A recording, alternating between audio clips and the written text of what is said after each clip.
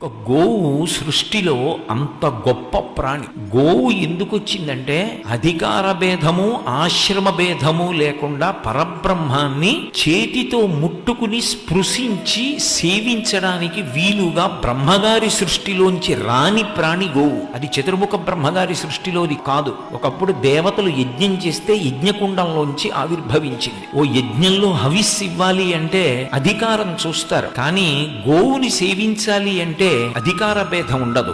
ఎవరైనా గోవుని సేవించవచ్చు. మీరు గోవుకి తీసుకెళ్లి ఒక అరటిపండు పెడితే ఆ అరటిపండు గోవు తిన్నప్పుడు సాక్షాత్ కామాక్షి పరదేవత ఆ అరటిపండు తిన్నట్టే. అన్నిటికీ ప్రత్యామ్నాయంగా వచ్చింది గోపూజ. ఎవరైనా చెయ్యొచ్చు, ఎవరైనా ముట్టుకోవచ్చు, ఎవరైనా అరటిపండు పెట్టచ్చు. మంత్రం లేకపోయినా కూడా మీరు దానికి కాస్త పృష్ఠభాగంలో పసుపు రాసి బొట్టు పెడితే అది లక్ష్మీదేవి పాదాలకి రాసిన పసుపు పెట్టిన పారాణే అవుతుంది.